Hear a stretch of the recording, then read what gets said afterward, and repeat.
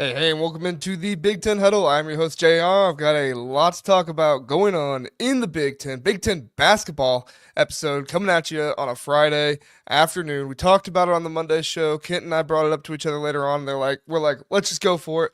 Let's see what happens. So, unfortunately, doing it at this time means we'll probably have less guests. We'll probably have less people on from different shows and stuff like that. But what I am going to try and do is I am going to try to get those guests on like game recaps and stuff rather than maybe these shows, so that way they can talk about the games and what happened with their team, and we can kind of get their insight there. But overall, Kent, we got you. Casual Big Ten. Are you feeling casual today? How could you feel casual after those upsets last night? Huge wins and big losses for certain teams. What are you thinking? I didn't want the night to end last night. Mm, Like, it just felt so good. All the games were so good. Upsets, game winners, buzzer beaters, just things that we haven't seen in years, it feels like. Man, like I said, when I got in bed last night, I just wanted to scroll Twitter and kind of relive the moments because I didn't want this night to end. It was like the best night of Big Ten basketball that I can remember in recent history. It was fantastic. it And was a just great looking time. forward to maybe having some. I don't think we'll have another night like that, but like maybe a couple games like that this weekend. But it was just perfect. All three games last night, perfect. Perfect night. Yeah. It was. It was. If anybody watched the shows I posted this morning, me and Zach did a show on Lou Holtz and some of his comments with Ryan Day. I literally reacted to it in the middle of the show I because still didn't watch that, by the way. When you sent it to me, I was like, I didn't have time to watch it. I need to watch that back. it was literally just Zach like was in the middle of talking and I was looking over and you could tell I was watching something on my other monitor and I was like, oh my gosh, Minnesota just hit that shot. You could tell off his hand that was pure, by the way.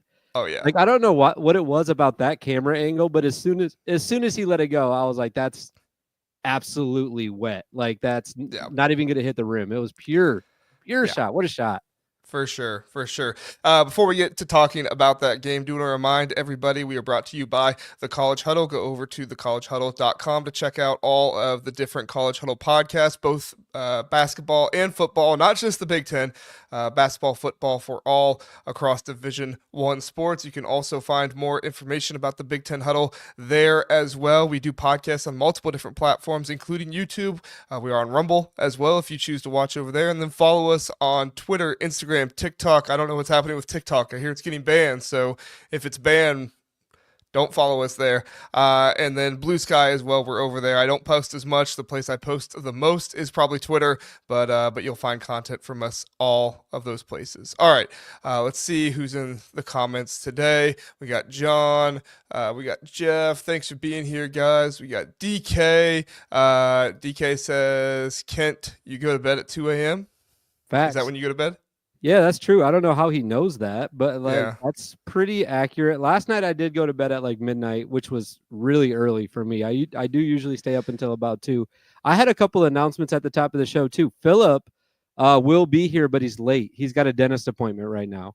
I was Okay. in the Lockdown Illini Discord and promoting today's show, Mm. and he let me know that he will be here, but he'll be a little bit late. So I've gotten Well, to the point we where, we did spring this upon him a little bit, so yeah, we do have to be understanding of our poor planning.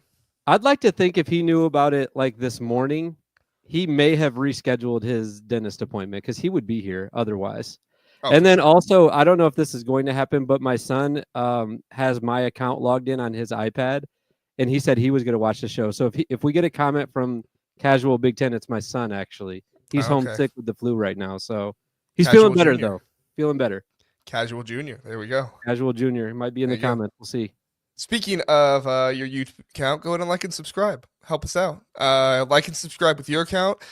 Create an account for your wife. Like and subscribe. She wants Big Ten basketball, Big Ten football. Like and subscribe for your children. We're family friendly here. Really, the only one that comes on uses language is I don't even know anybody that comes on and uses language. Maybe Dylan if he gets upset, but probably not Dylan. I can Um, start if you want me to.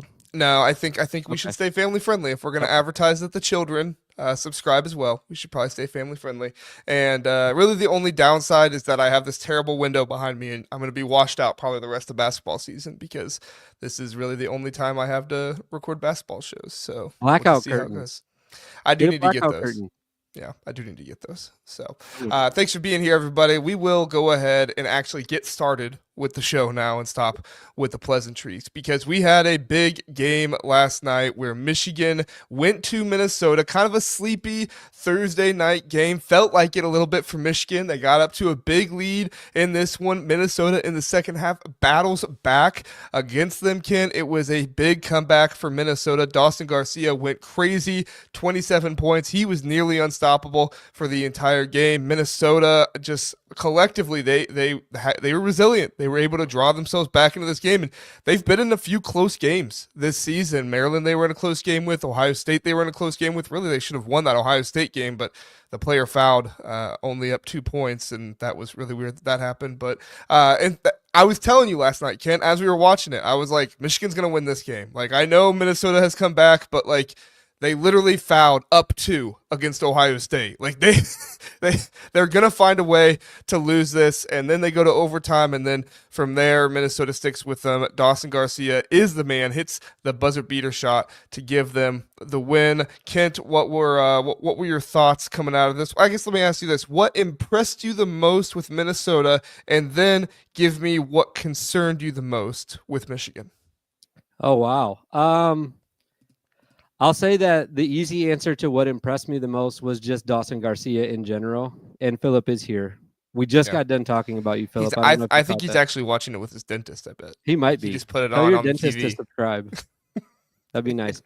No, but Dawson was like impressive like always. It seems like he hasn't had those monster games like he had last night, but he took advantage of everything that Michigan was giving him.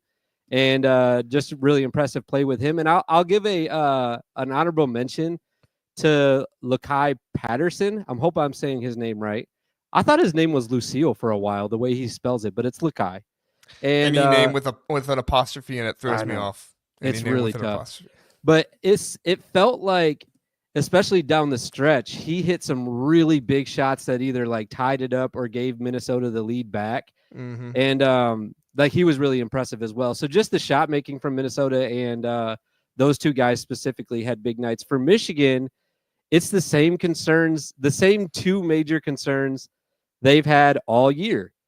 It's they can't hold on to leads, which they had a 9-point lead at halftime, and they can't stop turning the ball over. When your turnover differential, like we're looking at right here on the screen, is 7, that's 7 extra possessions you're giving a Minnesota team at home that you should be handling in an overtime game. Can't do that. Even if you're just even with the other team, you're giving yourself a chance to win. But when you're giving them 7 extra possessions in a really tight game, you're not going to win many of those games. So obviously, like I said, it's been all year with this. Can't blow the leads, which they did almost instantly in the second half, it felt like.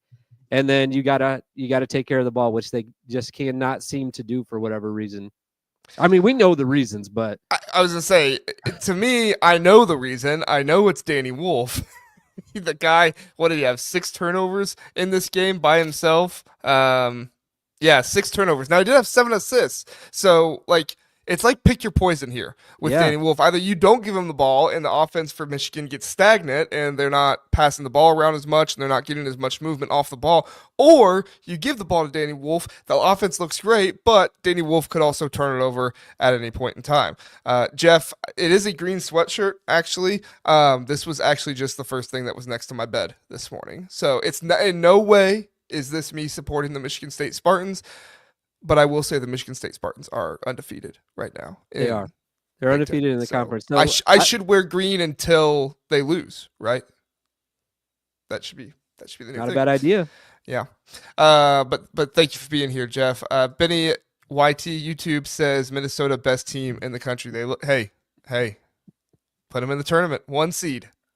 You know, best player in the country for sure. Parker Fox. Well, yeah, like we already knew that going into the season, though, so that's not a surprise. We knew that. Parker Fox last night, 0 points, played 14 minutes, but they were able to get the win anyway. So when your best player scoring 0 points and you're able to get the win, I mean, he knows when he needs to step up and when he needs to step back. And last night he knew he needed to step back a little bit.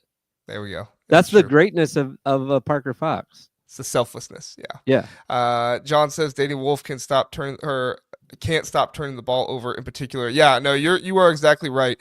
Danny Wolf, I think that's the biggest conundrum for me right now. As I was talking about earlier, like 7 assists, six turnovers. If I'm Dusty May, I don't know what to do here. I do think that things are better when you have Trey Donaldson bringing the ball up the floor. So I think that is something that Dusty May needs to look at more often, because I do think that Danny Wolf gets a little stagnant with the ball when he brings it up, and maybe you run some action to get Danny Wolf open, and then you run the ball screen to him with Vlad Golden. But I mean, the guy is such a playmaker and has such good passing ability that it's hard to really say, like, stop giving him the ball, So to me, there has to be a happy medium somewhere, because you can't continue on with these turnovers. And if you do have these turnovers, you have to get turnovers on the defensive end. Like you said, only 6 turnovers for Minnesota in this game. That was impressive for them, especially in an overtime matchup.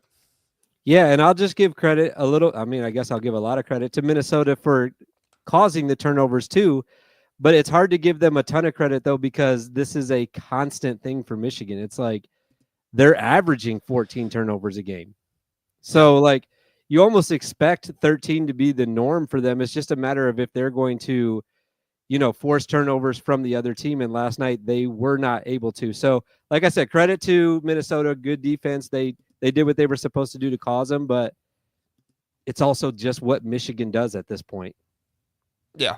Yeah, no, for What sure. do you think about Ben Johnson? Because I was going back and forth with some people, not really back and forth, but there was a little bit of chatter on Twitter on one of my replies about whether he's a good coach or not. I feel like I've always been in this camp. I think that he's a good coach. He doesn't have the resources that the other 17 teams have, it seems like. So he's really behind the 8 ball. And this was his first top 25 win since he's been at Minnesota. But it does add a little notch on his belt for his resume. Do you still think he's a good coach? Like, do you think he's a good coach? Do you think he should get an opportunity elsewhere? Do you think they should maybe invest a little bit more in the program? Where are you at right now with Ben? If I'm Minnesota, I'm not moving on from Ben Johnson anytime soon. But if you're him, though. But yeah, if you're Ben Johnson, isn't he an alumni? Didn't he play there or something like that? Yeah. So it's hard to move on from your alma mater like that. To me, I think this is just where Ben Johnson is at for at least the foreseeable future. I mean, maybe at some point when he gets older, if they don't change anything, maybe something happens. But if I'm Ben Johnson, I'm sticking around and I'm trying to get as much change as possible, not just for him as a coach, but for the coaches that come after him, because you want to leave your program better than how you found it. Now, obviously, how he found it was not in great shape, investment wise and everything like that. But as far as everything else goes, like he needs to be the one, boots on the ground, getting this change to happen, getting the university to invest more, because he's the one that has been around this university and has established trust within the those who are in charge, the boosters, everything like that. So the best thing for Minnesota is for Ben Johnson to stick around as long as possible. But if they're not changing here in the next 3 or 4 years, if Ben Johnson is dealing with the same stuff year in and year out in 3 or 4 years, it stinks. I don't want it to happen, and I'm sure Ben Johnson wouldn't want it to happen. But if Minnesota doesn't begin to invest, you got to move on, because you got a coaching career to think about. And the thing that's tough for him, and this is what happened this season for him, is, at least, I don't know, maybe this is just from my perspective. I guess Minnesota fans would have better insight on this. It felt like everyone was coming back at first. Like when the season ended, it was like Pharrell Payne's going to come back. Like Christie might come back. He might stay another year. Like Hawkins all but like said he was for sure coming back. Yeah, he literally said, I'm not going to the portal. Yeah. Yeah. Instantly, like he's just, his roster, like his best players are all gone. And he's got to scramble to build a roster. And now he's building it back up. And like you said, if they don't invest, like those guys are going to leave again. So he'll be right back in the same boat next year. It's just a really tough, like, hamster wheel that he'll be on if Minnesota can't figure things out. Yeah, I mean, right now, Minnesota, the way they are operating, not the way Ben Johnson is operating, because I don't think it's his fault, but the way Minnesota right now is operating, this is a stepping stone program to another program right? Which is unfortunate. You're in the Big Ten. You're in one of the best conferences in the country. This is consistently a top 3 conference in college basketball. You you can't be that when you're a team in the Big Ten. So, but let's talk a little bit of outlook on the season for Minnesota, Kent. I mean, Minnesota gets this win, maybe a little bit of fire under them. Their numbers are not great. They're outside the top 100 and like KenPom and most other services. I think they're outside it in Torvik as well. I haven't checked back on them recently, but they're outside the top 100, but they've been close. Like I said, Maryland, they were close against. Ohio State, they were close against. Like, does this Minnesota team have something in them to make a run to try and get to the NCAA tournament? I don't think so. I hate to say it because I was all in on this team last year and like making the push to get to the NCAA tournament. But where they're at right now, they don't have, like, I'm just making sure as I go through. I mean, I don't know why I had to double check this. They are top 100, 99th. Thanks you, Jeff. That's awesome. Well, if we're going based off that, they're definitely not making it because 100 teams don't make the NCAA tournament. But that's true. I think that they're. I just hate. I mean, I'll just be blunt about it. I think they're in a position right now where they're basically trying to play spoiler for some teams that are on the bubble, because they're not going to get enough wins in conference to borderline even make the Big Ten tournament, which is a whole nother problem by itself. By the way, I still want to complain about that. But I still think that they're going to be in that bottom 3 and not make the Big Ten tournament even. And then the season's over after that. They don't have an opportunity to go win the Big Ten tournament, so that would be their automatic bid to get in. I just don't see it. I mean, with the teams that they have coming up, I see Washington, as I said that 2 weeks ago. I still think that they're going to win the Washington game at home. But other than that, I can't point out another win that I could guarantee you. They're definitely not only going – I feel like they're going to win more than one game the rest of the season, but there's not one that I could point out right now and be like, all right, they're going to check this box, this box, this box, and this box, and then they're going to be in position to, like, be on the bubble. I just don't see it, man. I don't know. They have 13 games left, and 1, 2, 3, 4, 5, 6, 7, 9 of those 13 games are quad 1 games. They have played 7 quad 1 games so far, which is just crazy. But unfortunately for them, they have only won 1 of their quad 1 and quad 2 games. They are 1-8 in quad 1 and quad 2 games. And they are 8-1 in quad 3 and quad 4 games. If you were to tell me that they were like 1-8 in quad 1 games, and they were only 0-1 in quad 2, and they were 1-0 in quad 3, I'd say there's a chance.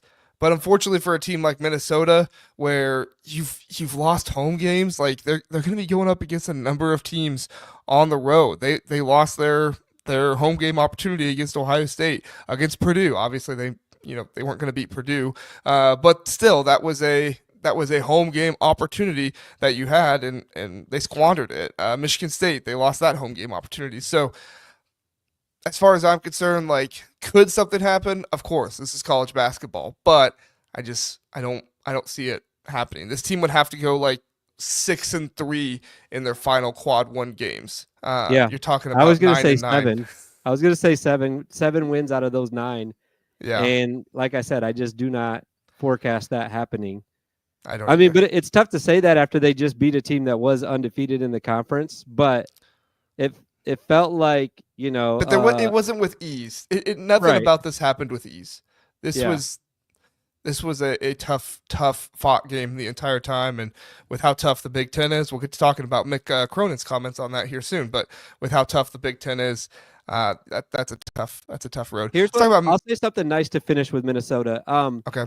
Their last couple of games, so like at Maryland, even in parts of the Wisconsin game, and then obviously the other overtime game that they had, or double overtime game, wasn't it, with Ohio State?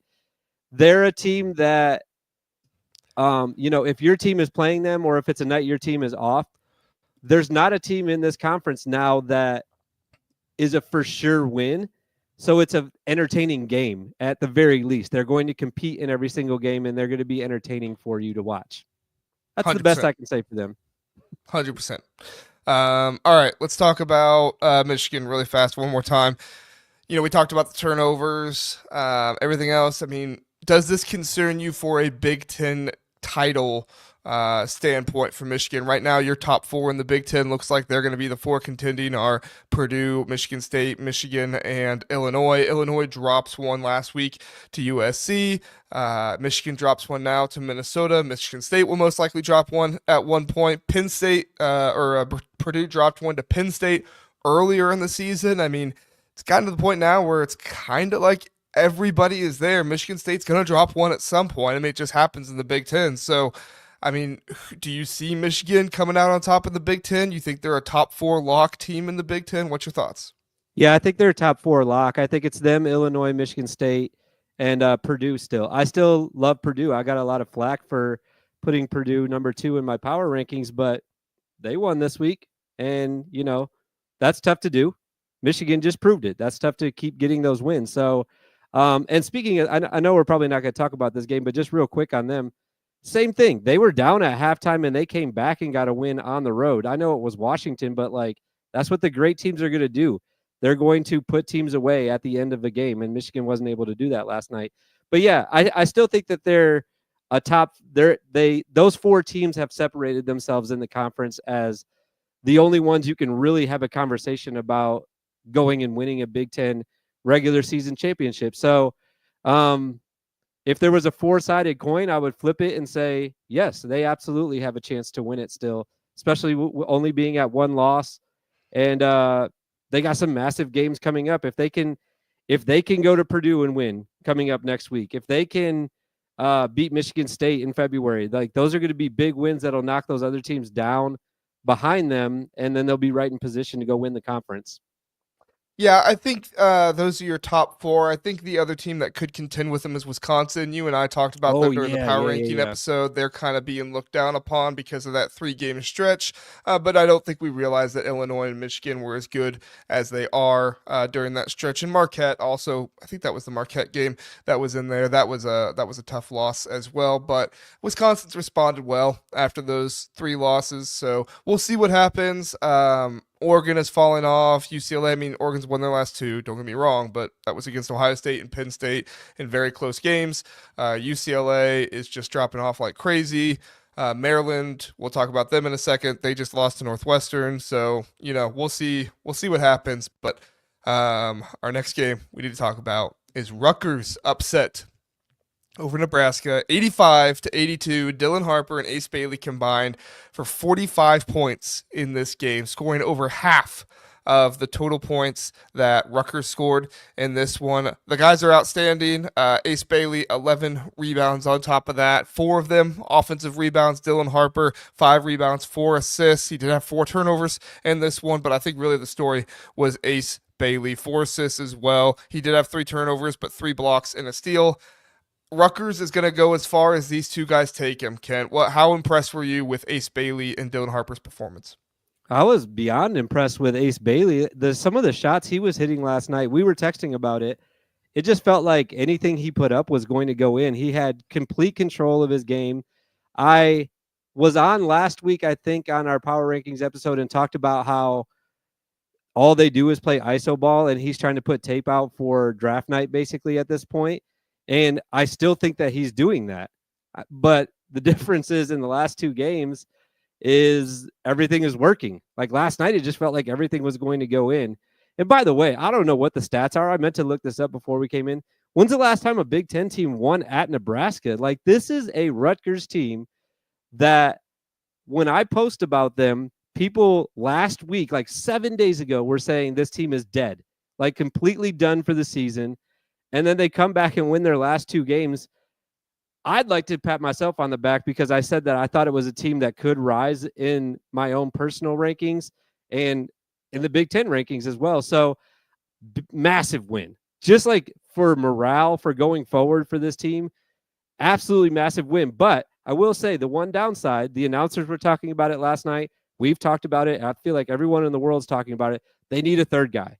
Like they need somebody else that can step up and give you 20 one night. And they just have, I don't know, just feels like they haven't had that. I have to go back and look at the box scores to see if they've had, but those guys need help, man. They can't do it all every night.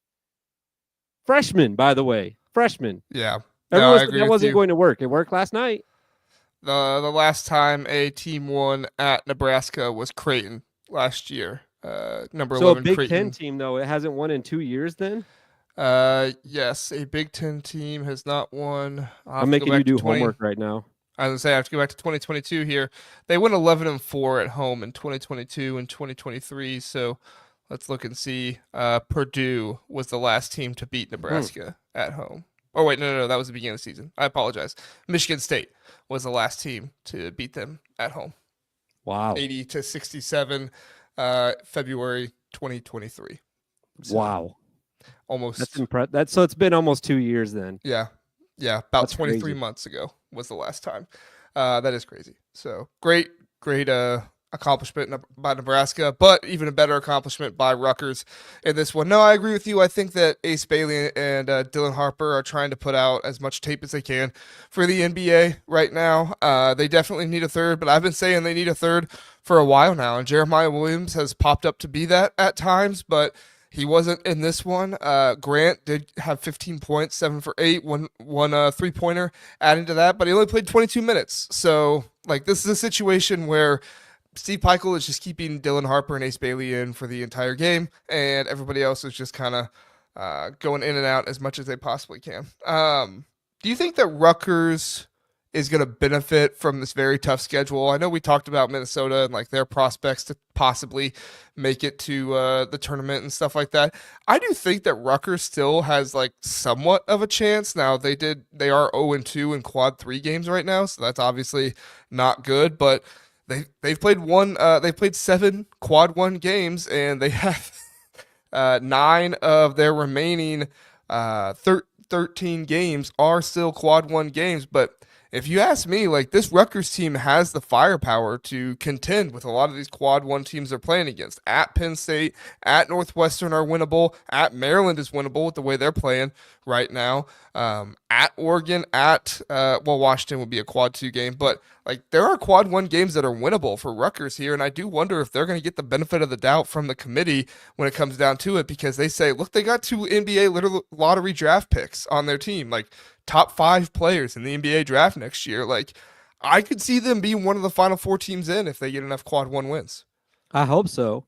But you asked if they benefit from it. Absolutely. They have to have a schedule like this. Like when you lose to Kennesaw State and Princeton, I'm assuming those were the 2 quad 3 losses that they had. You have to bounce back with some quad 1s, like some really big wins, to erase anybody that's on the committee's memory of those other games. Like, that's what's so difficult about this team. Like, I still remember the Alabama game. They're right in the game. It's like, man, around tournament time, after these guys have a full season to play together, this is going to be a really dangerous team. They're going to be good. And then I can't get the Kennesaw State game out of my brain. Like, it just depends on what they're actually looking at. But it also really depends on what Rutgers does. Like, we just talked about it with Minnesota. Like, if they can win 6 or 7 of those, then they're for sure going to be a team that's going to be in the tournament, I think. So, yeah, I think they benefit greatly from having a difficult schedule coming down the stretch, but they have to take advantage of it like they did last night. Last night's a great start. The game before that, I can't even remember who they played, was another great continuation of that, I guess. UCLA. UCLA, okay. I guess that's not great. UCLA is down bad right now, but I mean, but still, though, you and I talked about it in the Power Rankings show. That was UCLA's chance to turn things around, and they tried to hit Rutgers in the mouth, but Rutgers was at home, and it's really hard to win at the rack. So, like, I don't know what else to say about UCLA other than they're just in a really tough spot right now. We'll talk about them here in a second. Philip does bring this up, and I meant to say this, but I forgot. I'm glad Philip said it. Rutgers had Jeremiah Smith playing the point a lot last night, and Harper at the 2. It worked better that way. I agree. I literally was thinking that last night. I was thinking to myself, like, I think this is a team that needs somebody else to be that primary ball handler to be able to work everybody in, because if you have Harper as the primary ball handler, he's too young, he's too inexperienced, he's going to rely too much on himself and Bailey and not get other people involved. I think Jeremiah Williams is older, more experienced, and more willing to trust his teammates to possibly get things done. It definitely didn't impact Harper and Bailey's production. They they still scored half of the team's overall points together. But I agree with you, Philip. That was one thing I noticed last night, that I don't know. We'll see if it saves the season for them or not. It's going to be a really tough road to do that. But I think if Rutgers gets to 18, 17 wins, if the Big Ten, can be a respected conference, and I think they are, you could see them possibly get in. So, and yeah, Philip says he called it point guard of the preseason. I do remember you saying that, Philip. So I'll give you your flowers there. All right. Last question here, Kent.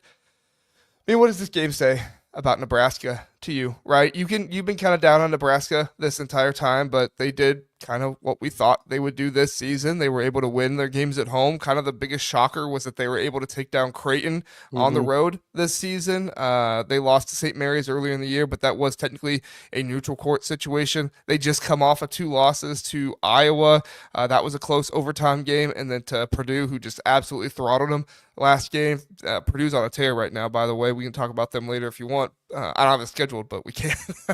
And then Rutgers, getting the loss to them. I mean, where's this Nebraska team at right now? Is this something you think they can rebound from, or you think this is just going to be who Nebraska is? I think again, I'm going to sound like really negative on today's show, but I think this is what they're going to become the rest of the season. I hate to say that, but the 2 wins that they have in conference right now are 2 teams that I just do not respect anymore. Like, it's Indiana and UCLA. Those teams have been so bad compared to what they should be this year. And for Nebraska, they just have to find some wins against teams that are actually good. Like, they'll have it coming up in just a little bit. Like USC, for example, okay? They play them next week, I think. Wednesday next week. If they can win that game, they're back at home for that game. If they can get back on the winning streak at home, beat a really good USC team, then it's like, okay, Nebraska's back. Nebraska's better than what I'm saying that they are right now. But unfortunately, I think that USC is playing with so much more energy right now. I think that they have better players than them in general. And I think USC will win that game, and it's going to be the same old thing with Nebraska. We're just going to be like, they're kind of good. They're winning some games that we didn't expect them to win, but they're just going to be on the outside looking in. I unfortunately, that's how I feel about them. Yeah, Nebraska doesn't have a home stretch any more than twice to finish off the season here. They play Ohio State and Maryland back-to-back at home, and then Michigan and Minnesota back-to-back at home. You could definitely win 3 of those 4 games. That would definitely be helpful, but as far as I'm concerned, this is a Nebraska team that needs to, pick back up, and after losing 1 at home, they need to win 1 at home, and it's going to be tough because they go to Maryland next game, and then USC, that's one they can win at home, but then they're right over to the Kohl Center at Wisconsin, where they've been amazing all season long. So it's like, this Nebraska team needs to play at home. This Nebraska team kind of feeds off that energy, not only for those games, but also the games they go into after the fact. And right now, you're not going to see another back-to-back home game stretch until February 9th. That's when you play your first home game, and then February 13th. And then, so the rest of January, you're going, and then a little bit into February, you're going, only playing singular home games, nothing back-to-back. And it's going to be tough. So we'll see what happens. Fred Hoiberg's done a good job with Nebraska, but we'll see if they can pull off some games to help them out. It's really tough to go to Maryland on a 3-game losing streak, though. Like, I don't know, man. That's tough for them.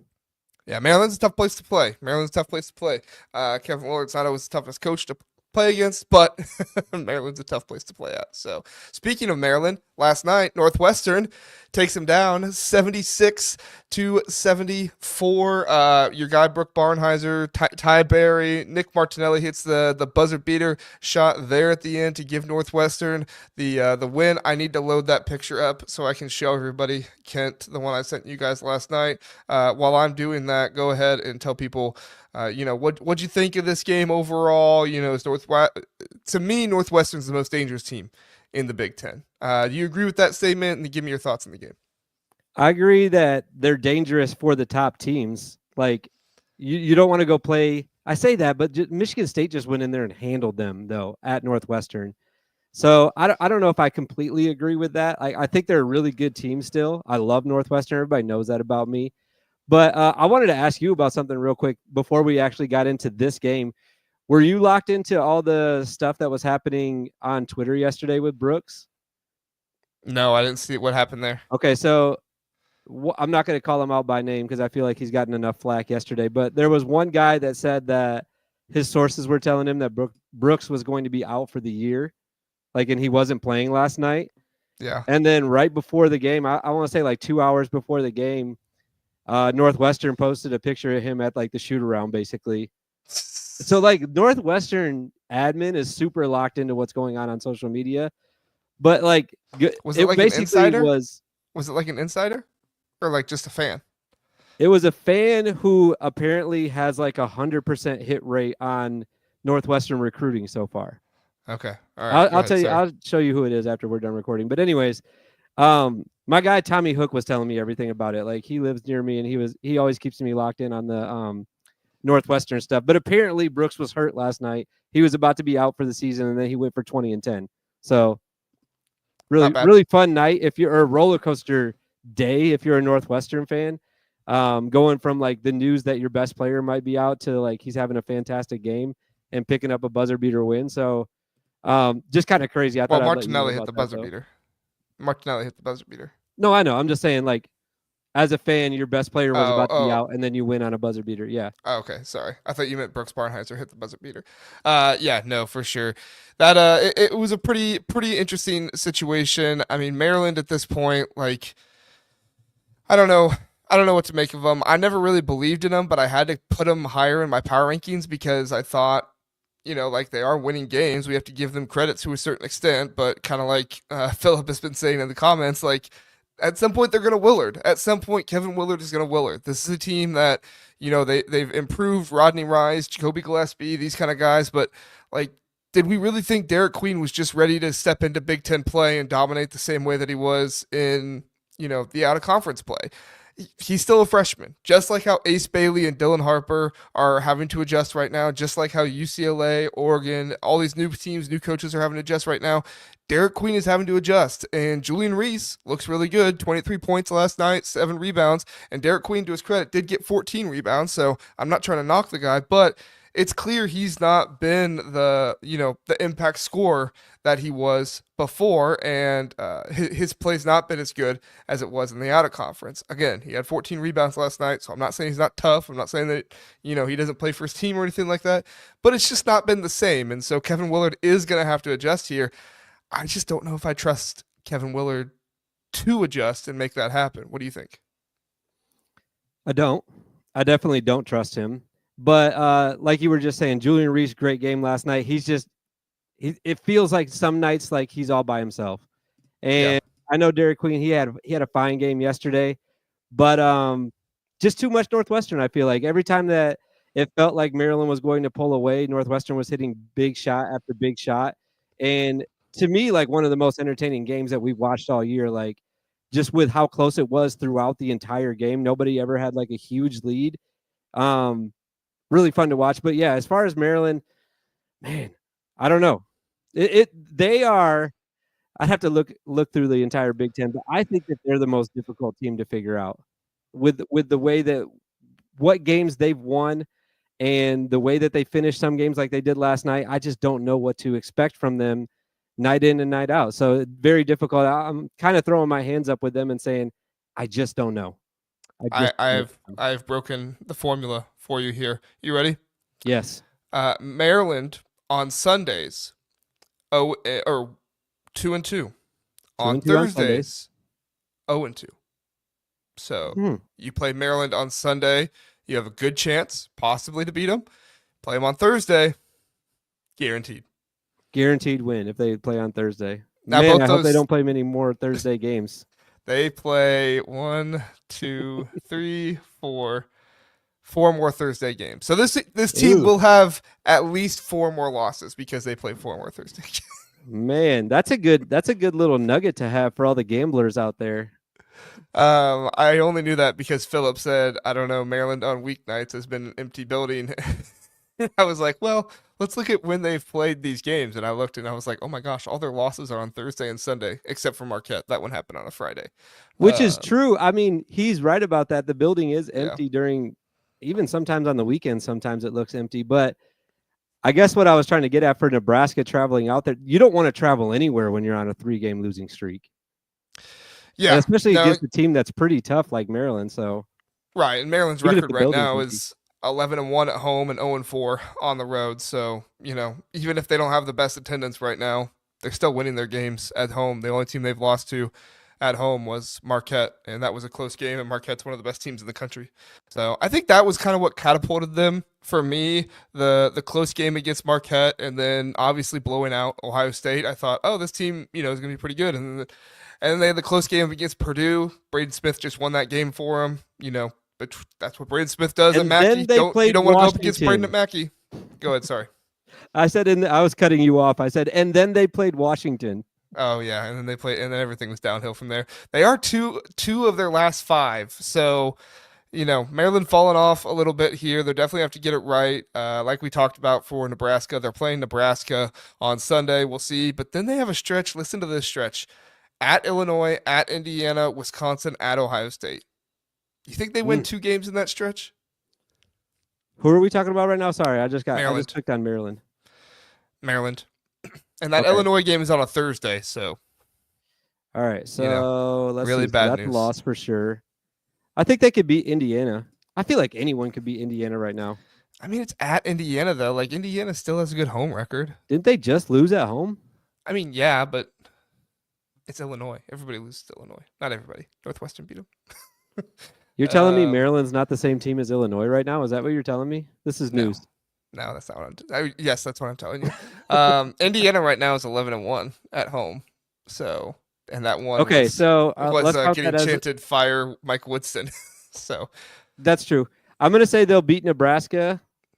They'll lose at Illinois. They'll lose at Indiana, and then they'll lose against Wisconsin. Where did it stop at? Ohio State? At Ohio State, yeah. Man, another team that's like, what is this team doing?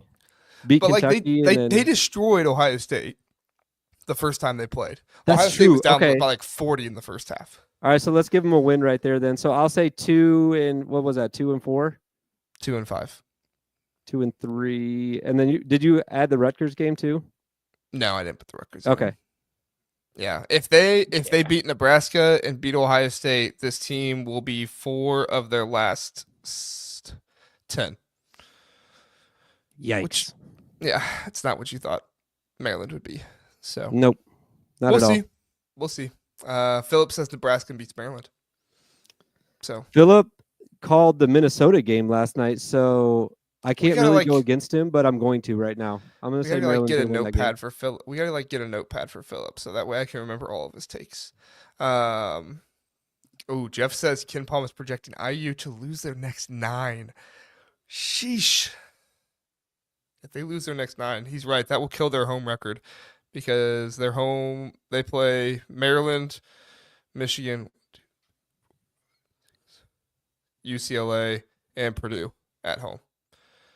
So that's 4 home games in their next 9 games. That's brutal. Yikes. At Ohio State, Northwestern. All right. We're going to hit a break really fast, everybody, and then we'll come back. We'll talk about Mick Cronin's comments. We'll talk about the Mike Woodson stuff, and then if we have time, we'll do a preview for Michigan State and Illinois, talk about that one a little bit. So stay with us. We'll be right back.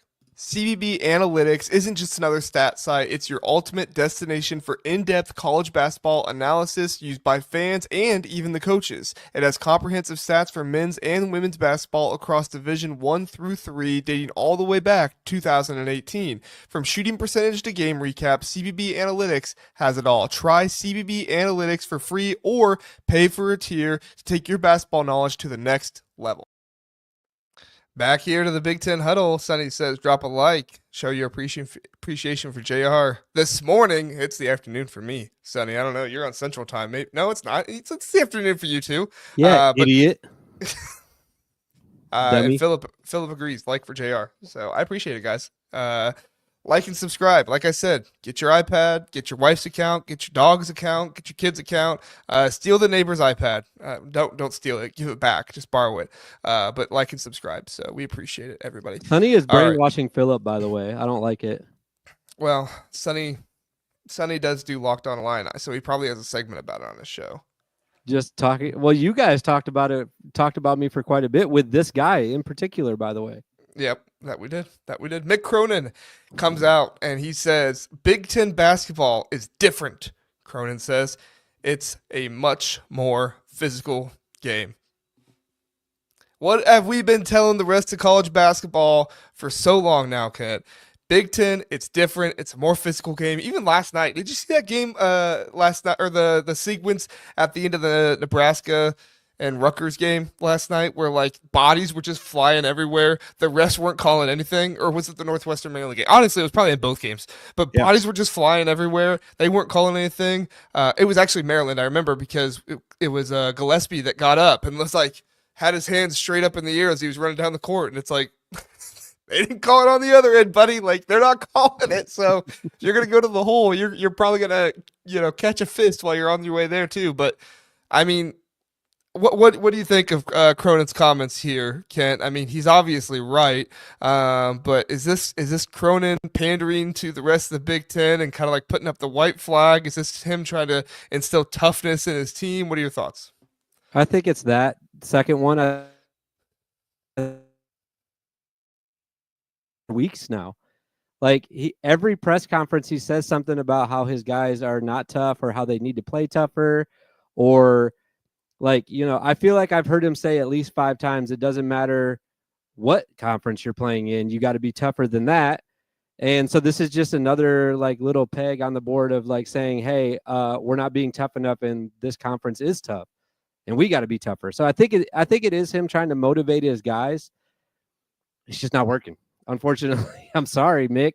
I like him a lot, man. I know we've talked about this at lengths now, but I really like Mick. I think he cares a lot about his guys. I think that he has a weird way of showing it sometimes, especially when he's in front of a camera or a microphone. But he's really just trying to get his guys to play harder. And also, I do want to throw this in too. If you're watching his full press conferences, he's got a lot going on right now. Like some people in his lives are losing their homes, and he's trying to help people out. He was on a 2-game road swing when a lot of the stuff was really taking off out in LA. So like, I'm not making excuses for him from a basketball aspect. They have got to be better, and he's got to be a better coach, and he's got to be better at motivating it. But I think he would be the first guy to tell you that too. Yeah, for sure. I mean, obviously California's in a terrible situation. Southern California, in particular, with everything going on down there. Our thoughts and prayers are out to them and everything that's going on. But I mean, this whether it's because of that or whether it's because of the Big Ten being what the Big Ten is, like this is what Big Ten fans have been telling people for some time. Like one of the reasons why the Big Ten, and I'm not trying to make an excuse and saying this is the only reason why, but it's definitely one of the reasons why a lot of teams get to the tournament in the Big Ten and don't perform as well is A, they're beat up from the season and, they're still hurting, they're still injured. I mean, a lot of these guys feel like football players, with how beat up they are. And then secondly, the games are just officiated differently in the NCAA tournament. It's not consistent from conference to conference with the way things are officiated. This is something that has to get fixed at some point because Big Ten teams right now are playing one way all season long, and then you go to the tournament and then you play a different way, and it's like, how are you supposed to have any consistency and try to win games doing that? So another thing that Cronin said, I didn't put it on the screen, but I thought it was funny, and I read it in the article. He said he said. When it comes to basketball, a lot of people say dream big. He said in the Big Ten, it's dream for a big. You need a big to go against all those people down low. That's genius. I love that. Yeah, That's he's witty, man. I don't care where I am, what I'm doing. I will always tune in for a Mick Cronin press conference. So Appointment viewing. I'm looking at their schedule right now too. Just like if we're going to dive a little bit deeper into UCLA, they have a couple of games that I think that they could win. So they're back at home against Iowa. What is that? Tonight? No. Yeah, tonight. Yeah, Okay, tonight. so they're playing Iowa tonight at home. Massive. Absolutely massive game for them. Like I know that there's a ton of games left still, but like if they're on a 5-game losing streak and Wisconsin's coming to town, yikes. That's their next game after that. It starts a back-to-back home stint for them too. They play at home Friday and then at home Tuesday. That's a weekend for them to rest before they do their next game. Like they need to win Iowa for sure. Wisconsin, that would be nice, but you got to win versus Iowa. Yeah. I'd say you got to win convincingly too. Like he needs his guys back. Again, I feel like I've said this a couple of times, but it feels like he's losing his locker room, and like a win against Iowa, like a big win against Iowa, would definitely help his cause to get his locker room back. But then going into that Wisconsin game too.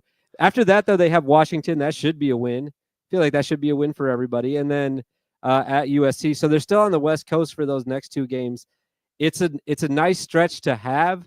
They have to win at least three. I'd say they have to win three of those to be back to respectable. I would say after that 4-game slide that they were just on. So tough. Yeah, and you can't let it be a 5-game slide. And actually, if you count that North Carolina loss and Gonzaga in there, they were one of their last 5 or one of their last 6. So, that's Did a Philip really say tough that place to before be in. me, or is he making fun of me because I say that all the time?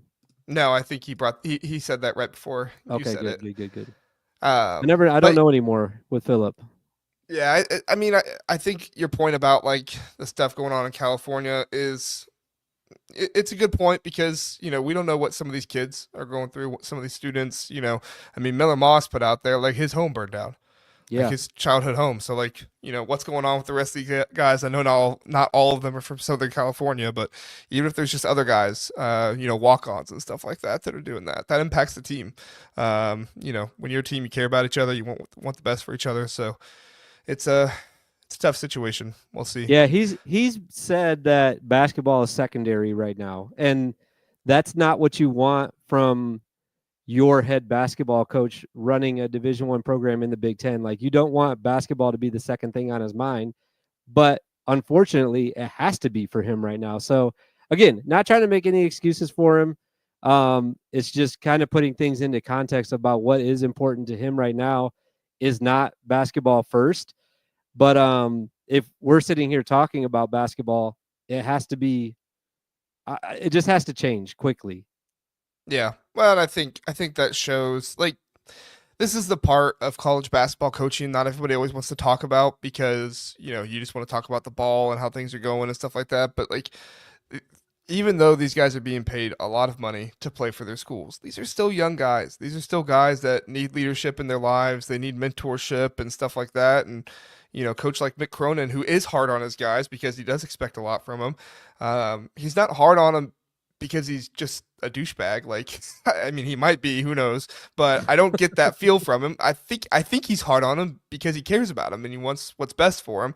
And I think that's a lot of a reason why a lot of guys are attracted more to college coaching than they are, maybe coaching in the NBA because they see the aspect of investing in young men and, helping them in their lives and growing. I mean, how many times this season in college football when a team lost in the playoffs did we hear, well, these guys lost the game, but they're going to win being resilient in their lives later on when they're husbands and fathers and everything else. Like, I know some people hear that stuff and they roll their eyes, but, you know, I played college sports, and that's how my coach was. He cared. I think it makes a difference. So, Yeah, um, talking I about, you mean, have anything else you want to add to that before we move on? yeah, I mean, just like I said, I feel like I've just to put a summary on it. Like, I still think Mick Cronin's great. I think he's a good guy, like you said. I think he's a really good basketball coach and a great motivator.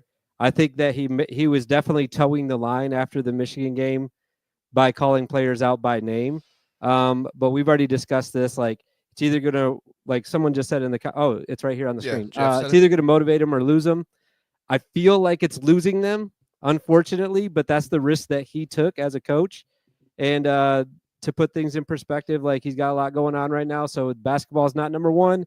And hopefully it will be soon for him, though, because I'd really like to see this team be competitive again. I'd like to see a great game tonight from them.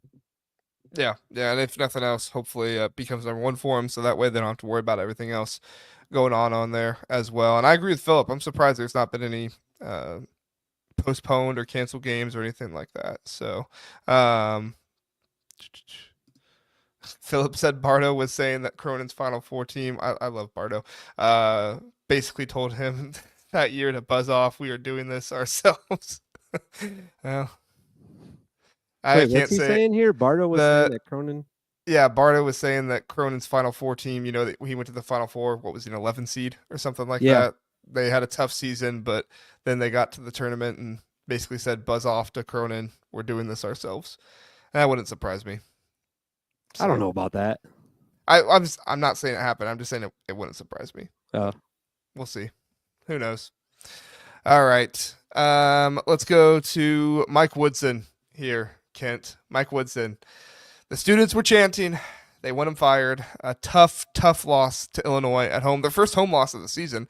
But they lose by a considerable amount. I know they were down by 30 at one point. I don't even remember what the final score was. This happened a couple nights ago. 94-69. So 35-point home loss for Mike Woodson and the Indiana Hoosiers. I don't know who to blame here, Kent. I know everybody's fed up and they want to see Mike Woodson fired, and I do think that Mike Woodson deserves a lot of blame. Don't get me wrong, but I mean, like Umar Balo was also just like walking around at points when the ball was loose right in front of him. You had Miles Rice being a little lackadaisical at times. Like this feels like a team where Luke Goody is giving absolute maximum effort all the time. Trey Galloway is giving absolute maximum effort. Anthony Leal is giving absolute maximum effort. And then you see some of these other guys that came in, that transferred in and got a bag, and they're maybe not giving as much effort as other guys are. And shocking. I don't do what? I said shocking. Yeah, I mean, I don't know if you can put that on Mike Woodson, right? Like, it's tough because it is Mike Woodson's team. He is the one responsible. But at the end of the day, like, if a guy's getting $1 million and he's like, I don't want to try that hard, what's Mike Woodson supposed to do? Make them try harder. I mean, here's easier the said point. than done, though. Yeah, I guess so. But, I watch some of their games and I'm like, it doesn't look like he cares either sometimes. He's just sitting there. To me, that's true. Yeah. It's like if I'm like Indiana fan, I want him like out of his seat, like getting in the refs' faces. I want him going crazy on his team during timeouts. Like I feel like I would be doing that if I was in his position. But here's what I'll say. Being a college basketball coach is much like being a quarterback in the NFL. When you're good, you get all the credit. When you're bad, you have to take the blame. And right now, Indiana's bad. Mike Woodson, you have to eat it right now. You just have to. Like, it's your team. If you can't figure out how to get the team to win, no one's going to be like, okay, it's Umar Balo's fault right now because he's walking around the court, even though you just said that. We see those things, but whose fault ultimately is it? He is the head of the program. He's what makes them go. So I have to give him at least 90% of the blame. Luke Goody, by the way, you just mentioned him. After the game, he's basically telling all the fans like to keep that same energy. Once they get it turned around, don't come back on our side. I'm sorry, man, but like I've heard that before. Jameer Young told me that last year. He said, don't stop believing in us. Like, we'll get this thing turned around. I got the same vibes from Luke during that. And to his credit, like you said, he does look like a guy that's in huddles, in guys' faces, trying to get guys to play harder. So I get why he's the one to say it. But unfortunately, he can't make his other teammates play harder either. So I will keep this same energy. I don't think that they will turn it around. I'm going to stay on this side. I think that this is going to be a season where they're possibly going to miss the tournament. They got to get rid of Mike. I'm sorry. We're here now. We've gotten to the point where we've believed for so long that this team is going to figure things out. They got the best roster. They spent the most money, whatever it was. And they're still just an average team. I think guys like Luke Goody who come out and say that after games just don't understand where the fans are coming from. Like John says it here. He said, sorry, wrong comment. John says it here. He says, our fans may be insane and crazy, but they're also passionate, love the program more than anything. Like, that's what makes me mad about what he said. Do what? I said, that's what makes me kind of mad about what he said. Like, he's basically coming at the fans. It's like, dude, don't you want them to be upset right now? Like, they care. Right. Like, if I'm, and I get this, like, those guys are in a locker room together. Those guys are going to support each other and stuff. But, like, at a certain point, I'm not just talking about Luke. Anybody that cares about this team should be in that locker room and you can come out and say whatever you want to the fans if you're mad about them and stuff like that, whatever. But they're not booing. They're not saying fire Woodson because they don't personally like them or anything like that. Obviously, IU fans love Mike Woodson. He's a legend. A great player for them. But right now, what is happening on the court, and especially in this game against Illinois, was a disgrace to the name on the jersey. It was a disgrace to Assembly Hall. It was a disgrace to those fans. Now, you can say it's been a disgrace for a little while now. They've not exactly been great for a little while now. Archie Miller didn't do a great job. Tom Crean had some success, but eventually that faded away as well. And I heard the guys on Field of 68 talking about how, like, oh, these fans, they don't understand how hard it is to coach a program. They don't understand how hard it is for all this stuff and everything. And it's like, bull crap. I am never going to be upset with fans about having expectations. You want to know how programs diminish and how programs go away? It's when the fans give up. It's when the fans don't have any expectations anymore. It's when the fans stop showing up and the fans stop giving money. The fans gave money for this team. This team was bought. The fans gave money for it, and you see Umar Balo walking around out there on the court with a loose ball right in front of him. They got every right to be pissed off. They got every right to be mad. I mean, if they want to say fire Woodson, again, I don't know if that is the complete issue. I'm looking at other issues here other than Mike Woodson. Not saying that Woodson shouldn't be fired. I'm just saying I think it's more than that. But as Mike Woodson, he knows, like you said, it's like being the quarterback of an NFL team. You either get all the credit or you get all the shame. It's one of the two, and Mike Woodson knows that better than anybody else. What Mike Woodson also knows is that if he ever won a championship at Indiana, even just a Big Ten championship, his name would be legendary, even more legendary than it already is. If he brought this team back from the despair that they've had and have them win a Big Ten title, he knows that these would be the best fans in the country. But unfortunately, they're not the best fans in the country right now to the team. I still think they're very good fans. But to the team, they're not the best fans in the country because they actually have expectations. And they're saying to their players right now, hey, man, you can get a bag, but if you're not going to try, get out of here because we're not giving you another bag. Yeah, and I don't know what anybody, I guess specifically him, like, he cannot be surprised by this. Like, what you were just saying, I think they're great fans, by the way. Indiana, love you guys. I think they're the biggest fan base in the Big Ten for sure. And like you said, they basically gave their money for this team. They have every right to be upset about it. And what do you expect if you're him? You get the roster that pretty much any coach in the conference would, kill for, basically. If anybody had this roster, you'd be like, oh my God, this is going to be a great season. And you're not meeting expectations. You're getting blown out by 25 at Iowa. You're getting blown out by 30 at home against Illinois. Good teams, great teams. Can't do it, though. You're supposed to be great as well. You're supposed to be competing in every single game. And that's not the first time either. Louisville blew them out, too. Like, they got blew out a few times. So, yeah, man, I just expected a lot more. I expected them to be in the conversation for the top. They should be in that when I listed off those 4 teams. You didn't even list them after I finished my 4 teams. You said Wisconsin next and Oregon. Like, they're not even near the top tier right now for competing for that title that Mike Woodson would be immortalized for. They're not close. Yeah, they're not close, and they should be close. They should be close with the amount of money, the amount of money these fans put into it. And right now, I mean, this is what's going to start happening with Indiana. The money's going to start going to football. Because football has actually showed they can do something right now. They were benefited by an easy schedule this past year. I think everybody knows that. But this is still a team that played with passion. This is still a team that played hard all year. And even when they lost, you saw Curtis Rourke play the entire season with at least a partially torn ACL. You're going to tell me Umar Balo has a partially torn ACL? He's going to try to get back out there? You're going to tell me that Miles Rice with a partially torn ACL is going to get back out there? No.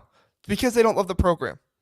They love playing college basketball and trying to get to the league. And that's great. You should love that. You should want that, and that should be an objective for you. But right now, you got guys in this team that don't love Indiana, and that's a problem. You got guys like Luke Goody and Trey Galloway and Anthony Leal that love Indiana. That's great. But money doesn't always buy you a championship. Money doesn't always buy you a championship. Look at Oregon. in college football. Oregon pays the most money out of anybody to their team, and Look at they Ohio lost. State. They I hardly mean, paid any Ohio State's money. up there too. Ohio State's up there too.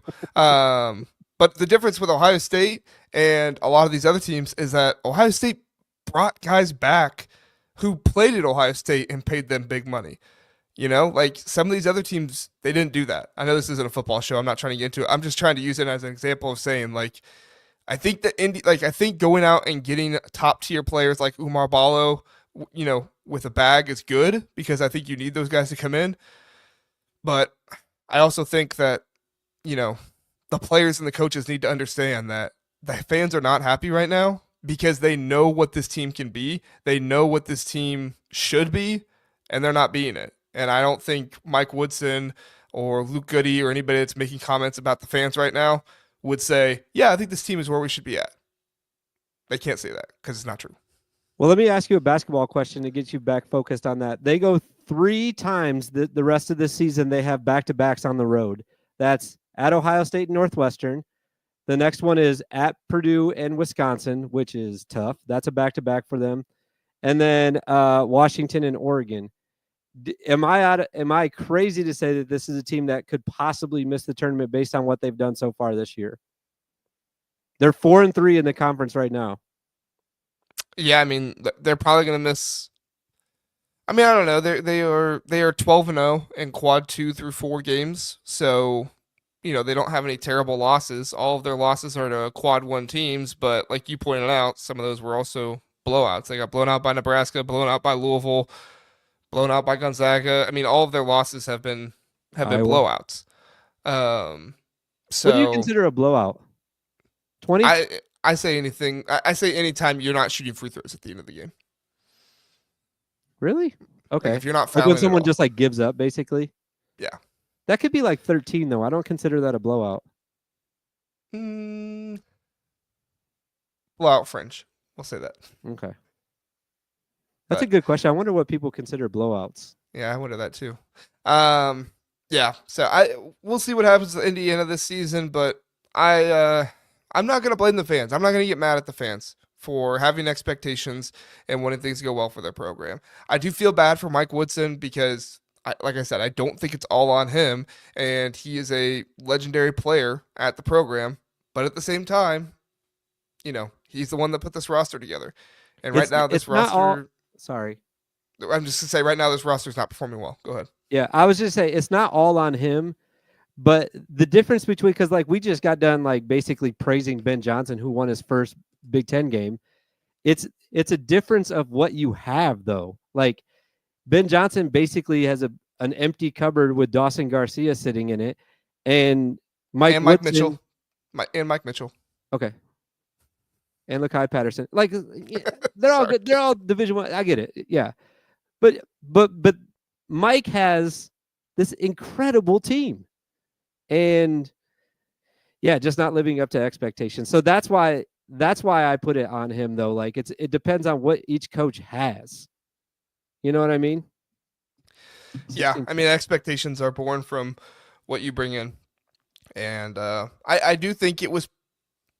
You know, I predicted that Indiana would win the Big Ten this season, and it's because I thought Mike Woodson had his guys together. I thought he had the talent. I thought he was going to run this like an NBA team to where it was just professional and everybody did what they were supposed to do. You know, but obviously it's not been that way, and you know that's egg on my face for thinking that Indiana could win the Big Ten. But you know, I think if anything, it just solidifies to the program that Mike Woodson's not your guy.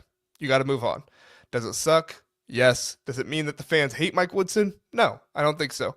It just means that unfortunately it's not working. And for Mike Woodson's legacy at Indiana, for Mike Woodson's, you know, career, it's probably best just to go ahead and move on and try to get somebody else in there.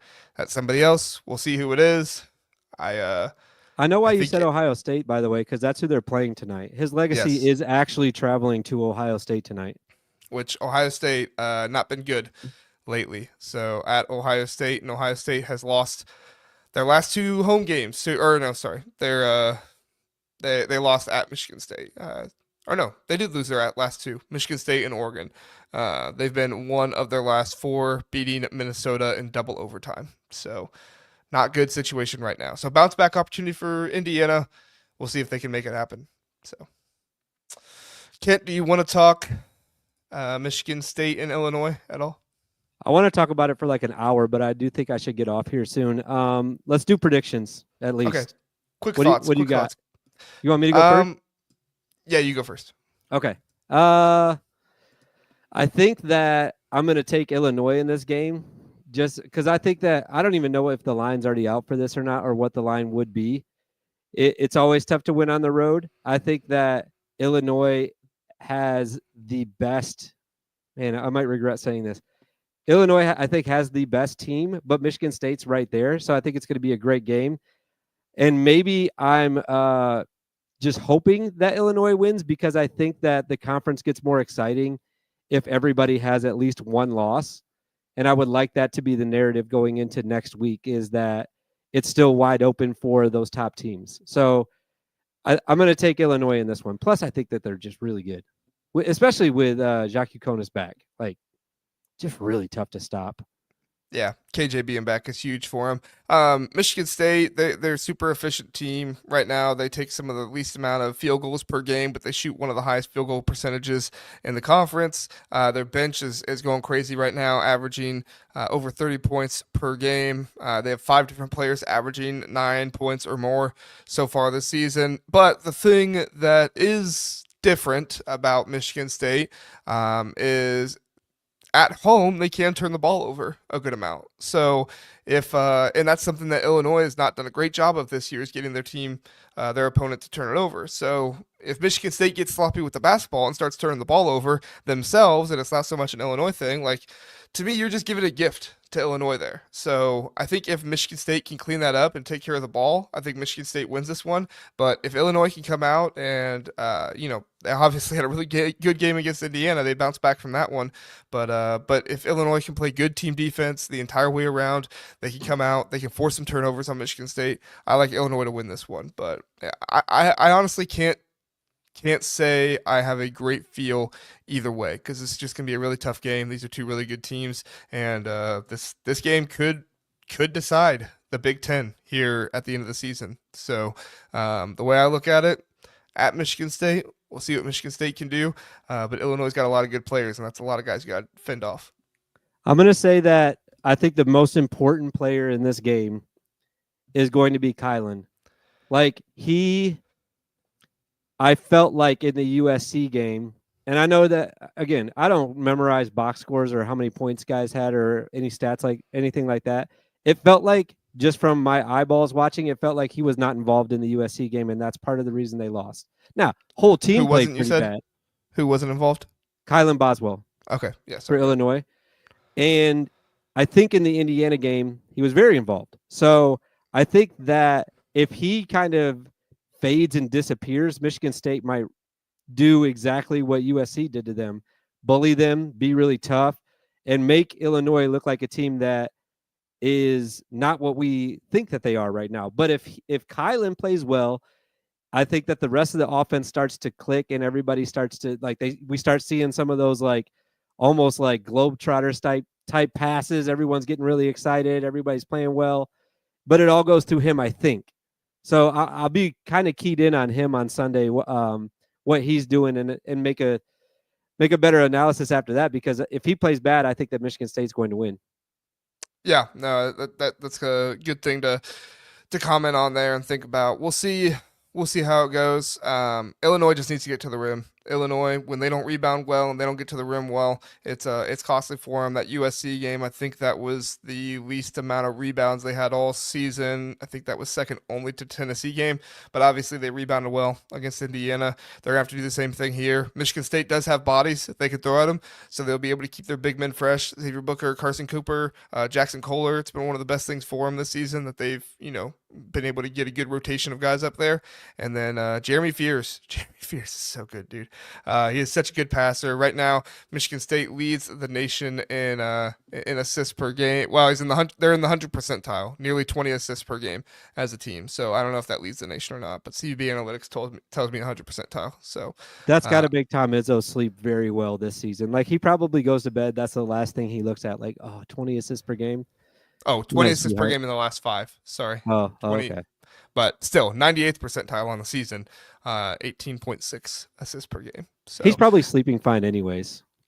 Yeah. Who do you think gets the most sleep in the Big Ten coaches? Ready, go. Let's rank it. I'm just kidding.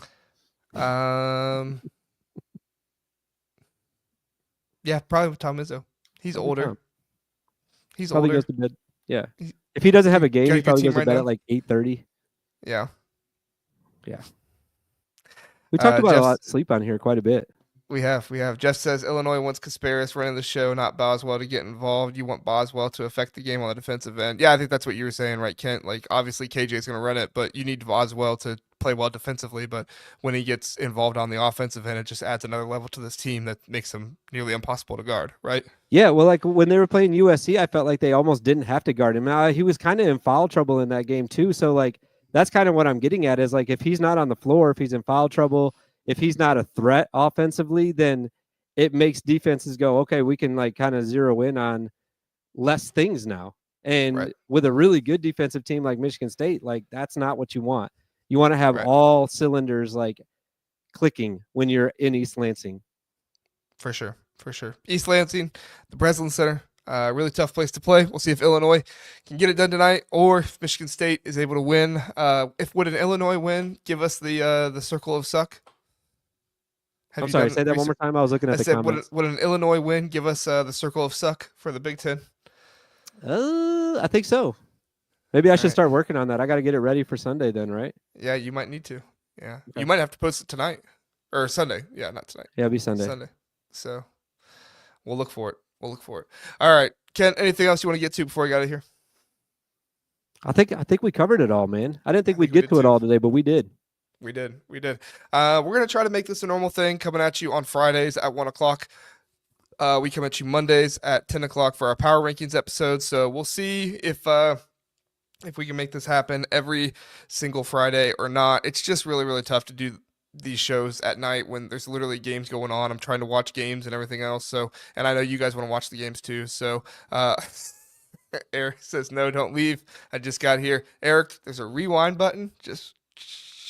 I know we won't bring up your comments. Sorry, but that's what we're gonna have to do. Jeff says, good show. Thank you, Jeff. We appreciate it. But we want to give you guys big basketball content as well. Just with 18 teams now, games every single night. Me and Kent don't want to stay up until 1 a.m. to do a show, and I know most of you guys aren't staying up till 1 a.m. either. So at least Eastern time. Who knows? If you're on the West Coast, maybe you are staying up till then. But we appreciate it, everybody. Go follow Kent at Casual Big Ten on Twitter and everywhere. You can follow me at the Big Ten Huddle, or if you want my Ohio State content, you can follow me at JRs_rankings. You can follow the show, Twitter, Instagram, Blue Sky, TikTok, all those different places. And we'll come back on a Sunday night. Me and Zach will have a football episode to get to. So got some fun stuff planned for that. We're going to give our top 10 Big Ten teams with the best chance to make the playoffs. So for next year? Next year. Yep. Wow. That's on Sunday? Oh, so that'll be wait, when's the game? Monday. Yeah. Okay. So, all right. Thanks everybody. We appreciate it. Have a good one.